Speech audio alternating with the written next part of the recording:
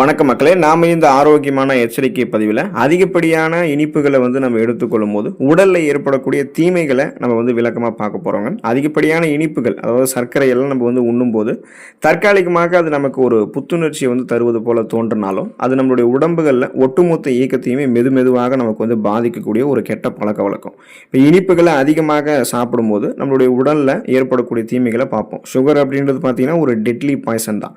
அதை பற்றி பார்க்குறதுக்கு முன்னாடி நீங்கள் இந்த வீடியோவுக்கு மட்டும் ஒரு லைக் கொடுத்துட்டு தகவலை உங்களுக்கு தெரிஞ்சவங்களுக்கும் ஷேர் பண்ணிவிடுங்க. ஏன்னா இது அவங்களுக்கும் பயனுள்ளதாக இருக்கக்கூடிய ஒரு ஆரோக்கியமான பதிவு தாங்க.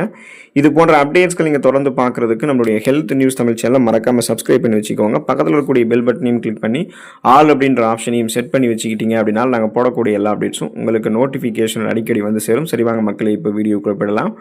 உடல் எடை அதிகரிக்கிறது அல்லது தொப்பை போன்ற பிரச்சனை நீங்கள் ஏற்படலாம். உங்களுக்கு நீங்கள் சர்க்கரை அதிகமாக எடுத்துக்கிட்டீங்க அப்படின்னா, இப்போ இனிப்புகளில் இருக்கக்கூடிய சர்க்கரை உடலுக்கு தேவையற்ற வெற்று கலோரிகள், எம்டி கலோரிஸை மட்டும்தான் வழங்கும்.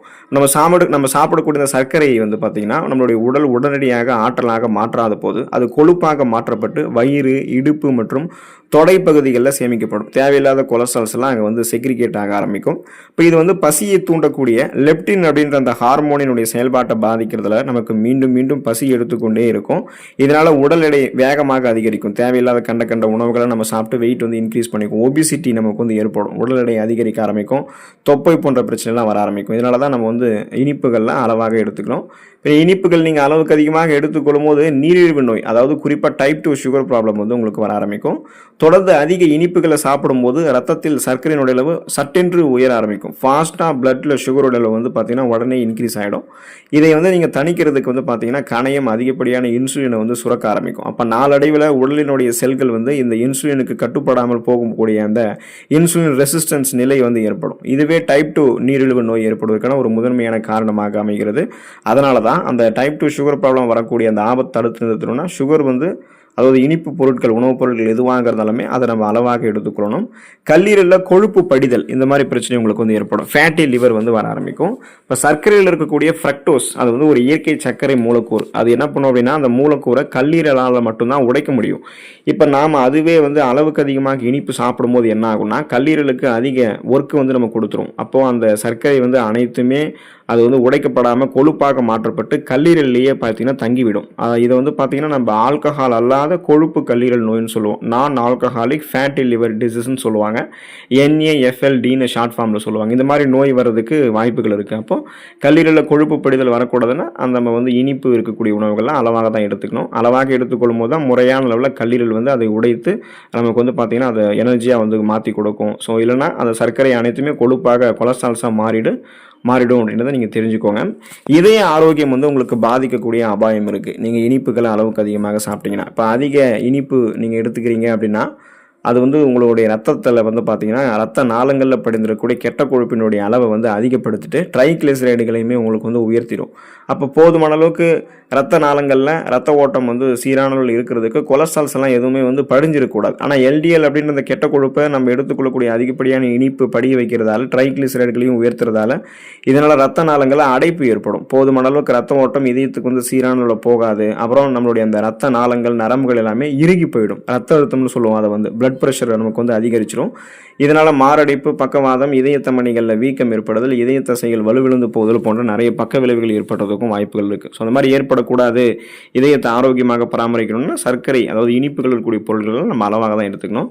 இப்போ நீங்கள் இனிப்பு அளவுக்கு அதிகமாக சாப்பிட்டீங்கன்னா உங்களுக்கு நோய் எதிர்ப்பு சக்தி திறன் குறைய ஆரம்பிக்கும். அதிகப்படியான சர்க்கரை ரத்தத்தில் கலக்கும் போது அது உடலினுடைய நோய் எதிர்ப்பு செல்களை, அதாவது ஒயிட் பிளட் செல்ஸ், ரத்த வெள்ளையணுக்களை பலவீனப்படுத்தும். இதனால் உங்களுக்கு பாக்டீரியா மற்றும் வைரஸ் தொற்றுகளுக்கு எதிராக போராடக்கூடிய உடலினுடைய திறன் குறைஞ்சு போயிடும். அப்போ உங்களுக்கு அடிக்கடி சளி, காய்ச்சல், தலைவலி இந்த மாதிரி நிறைய தொற்றுகள் உடம்புகளில் அடிக்கடி ஏற்படும். புண்கள் ஏற்பட்டுச்சுன்னா அது சீக்கிரம் மாறாமல் போகிறது கூட இதுதான் காரணமாக கூட இருக்குது. அப்போ அந்த நோய் எதிர்ப்பு சக்தி திறன் குறையாமல் நம்ம பாதுகாத்துக்கணும். அப்போ தான் நமக்கு இருக்கக்கூடிய சாதாரணமான நோய்களையுமே நம்ம குணப்படுத்தலாம். புதுசாக ஒரு நோய் கிருமி நம்மை தாக்கி புதுவிதமான நோயெல்லாம் வராமல் நம்ம நலமோடு வாழ முடியும். ஸோ அதுக்கு தான் சர்க்கரையை நம்ம அளவாக தான் எடுத்துக்கணும். இல்லைனா நீங்கள் அளவுக்கு அதிகமாக எடுத்துட்டீங்கன்னா நோய் எதிர்ப்பு சக்தியுடன் குறைஞ்சி போயிடும். அப்புறம் பலவிதமான நோய்கள் உங்களை தாக்க ஆரம்பிச்சிடும். பற்சொத்தை மற்றும் வாய் ஆரோக்கியம் உங்களுக்கு பாதிக்கப்படும் நீங்கள் சர்க்கரை அளவுக்கு அதிகமாக எடுத்துக்கிட்டீங்கன்னா. இப்போ இனிப்பு சாப்பிட்ட உடனே வந்து வாயை கொப்பளிக்காமல் நம்ம இருந்தோம்னா வாயில் இருக்கக்கூடிய பாக்டீரியாக்கள் அந்த சர்க்கரையை வந்து உணவாக எடுத்துக்கொண்டு அமிலங்களை வந்து சுரக்கும். ஸோ இந்த அமிலம் வந்து பற்களினுடைய எனாமல் லேயரை வந்து அந்த வெள்ளை பகுதிகளை வந்து பார்த்தீங்கன்னா அந்த எனாமல் லேயர்ஸ் வந்து வெள்ளையும் மஞ்சளும் கலந்த ஒரு பகுதியை வந்து பாதிச்சிடும். ஸோ இதனால் பார்த்தீங்கன்னா நம்மளுடைய பல் வந்து அரிக்க ஆரம்பிக்கும். பற்சொத்தை, பல்லரிப்பு மற்றும் ஈறுகளில் வீக்கங்கள் ஏற்பட்டு ரத்த கசிவு ஏற்படக்கூடிய அபாயம் எல்லாம் நமக்கு இருக்கும். ஸோ அதனால் ஒட்டுமொத்த அந்த வாய் ஆரோக்கியத்தையும் மேம்படுத்தணும் அப்படின்னா நம்ம சர்க்கரை வந்து அளவாக தான் வந்து எடுத்துக்கொள்ளணும்னு தெரிஞ்சுக்கோங்க.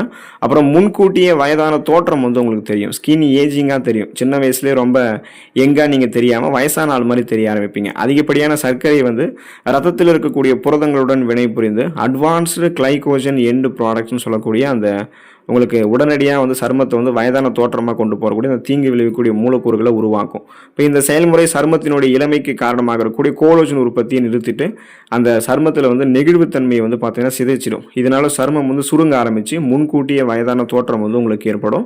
ஸோ அதனால் நீங்கள் அந்த முகப்பொருட்கள், கண் கருவளையங்கள், கரும்புள்ளிகள், அப்புறம் வயதான சுருங்கிய தோலமைப்பு, கோடுகள், கரைகள் கொண்ட ஒரு மாசு மறுவடைந்த சருமம் வந்து உங்களுக்கு தெரிய ஆரம்பிக்கும். குறிப்பாக ரொம்ப யங்கான ஏஜ்ல வயதான ஆள் போல் நீங்கள் தோற்றம் தெரியும். அப்போ அளவுக்கு மிஞ்சினால் அமிர்தமும் நஞ்சு தான். அந்த பழமொழிக்கு ஏற்ப இனிப்பு பொருள்கள் எதுவாக இருந்தாலுமே அது வந்து இதுக்கு பொருந்தும். ஸோ அதை அளவாக தான் நீங்கள் பயன்படுத்தணும். அதுக்கு பதிலாக நீங்கள் என்ன பண்ணலாம்னா வெள்ளை சர்க்கரைக்கு மாற்றாக நாட்டு சர்க்கரை, கருப்பட்டி, தேன் போன்றவற்றை மிதமான அளவில் பயன்படுத்துறது ஆரோக்கியத்துக்கு நல்லது. அதையும் தெரிஞ்சுக்கோங்க. நலமாக இருங்க. அடுத்த ஆரோக்கியமான பதிவில் மறக்காமல் சந்திப்போம். நன்றி மக்களே.